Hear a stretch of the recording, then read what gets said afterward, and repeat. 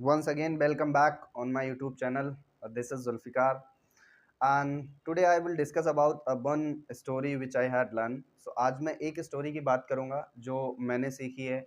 I hope इस story से आपको भी बहुत कुछ सीखने को मिलेगा और मैं इस बात से बहुत ही आश्चर्यचकित हूँ क्योंकि हमारे इंडिया में और रूरल विलेजेस एरियाज में ऐसा कहा जाता है कि महिलाएं कुछ नहीं कर सकती but the my opinion is women can do anything whatever they do like.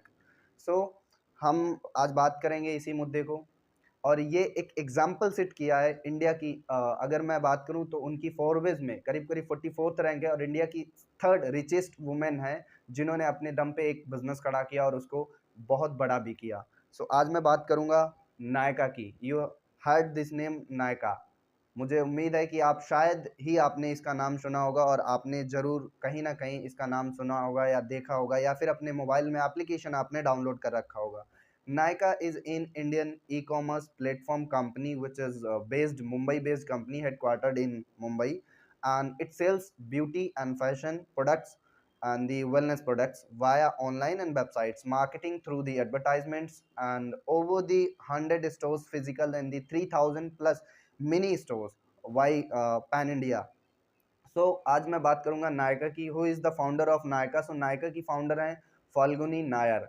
And Falguni Nayar का जो जन्म है वो हुआ था गुजरात की एक छोटी सी फैमिली में 1963 में फैब्री के अंदर. और उसके बाद मैं बात करूंगा नायका की एजुकेशन नायका ने वहीं से कंप्लीट की.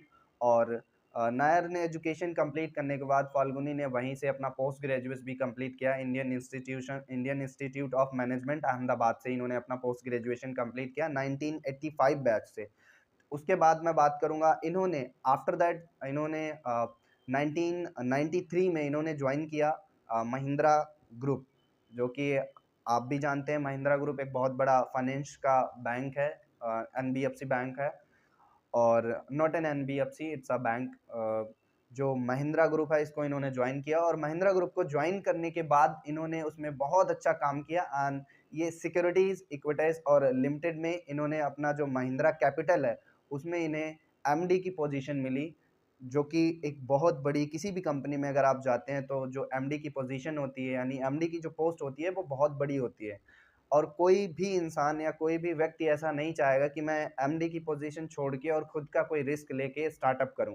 बट अगर मैं बात करूं फाल्गुनी जी की तो इन्होंने इन्होंने डिसीजन लिया और अपने बॉस से बात की.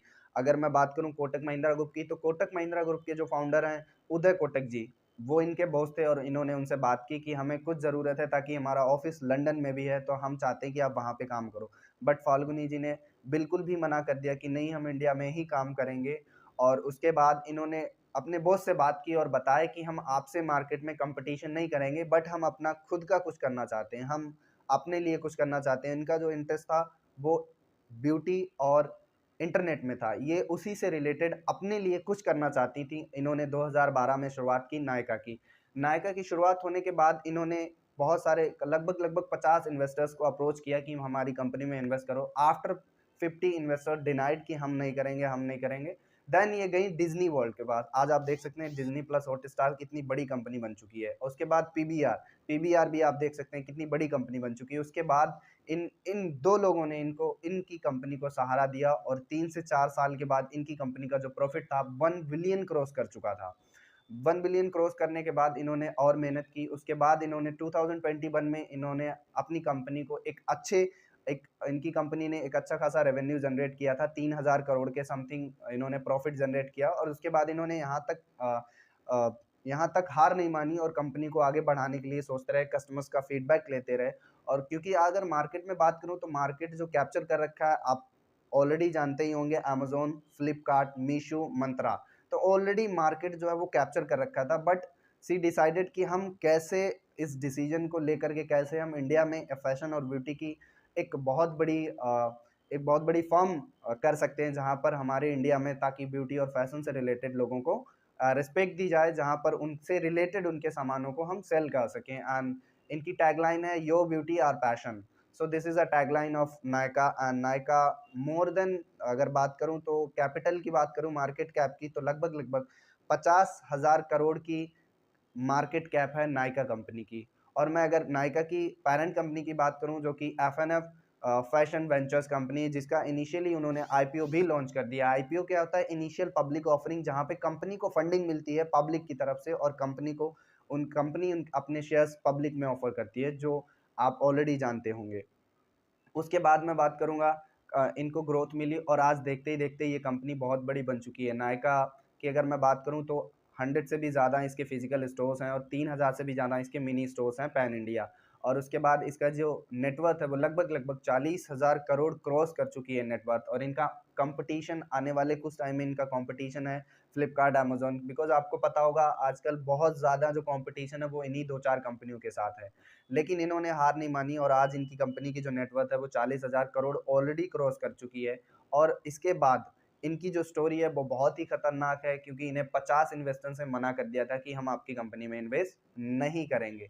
और उसके बावजूद इन्होंने हार नहीं मानी, अपनी एमडी की पोजीशन छोड़ के इन्होंने नायका स्टार्ट किया और उसके बाद आज ये कंपनी बड़ी बन चुकी है, एक स्टार्टअप यूनिकॉर्न बन चुकी है, जो कि अगर मैं बात करूं अकॉर्डिंग टू फोर्ब्स इनकी जो रैंक है वो 44th रैंक है। यानी अगर मैं इनकी कंपनी की बात करूं तो इनकी कंपनी की 44th रैंक है। बट अगर इंडिया में बात करूं तो he is the second women, he is the second women कि इन्होंने अपने इंडिया में ये सेकंड वुमेन है जो इंडिपेंडेंट और बिजनेस खड़ा किया, अपने दम पे इन्होंने बिजनेस किया, एक एग्जाम्पल सेट किया उन लोगों के लिए जो ऐसा बोलते हैं कि महिलाएं कुछ नहीं कर सकती। उन लोगों के लिए इन्होंने एक एग्जाम्पल सेट किया और इन्होंने बोला कि वुमेन कैन डू एनीथिंग। अभी मैं आपको बताऊंगा कि इनकी जो अगर मार्केट आने वाले कुछ टाइम में इनकी कंपनी बहुत अच्छा ग्रो करने वाली है, क्योंकि अभी अगर इनिशियल देखा जाए जिनका आईपीओ लॉन्च है मार्केट में, तो अगर आप इनका आईपीओ चेक करेंगे जो कि अभी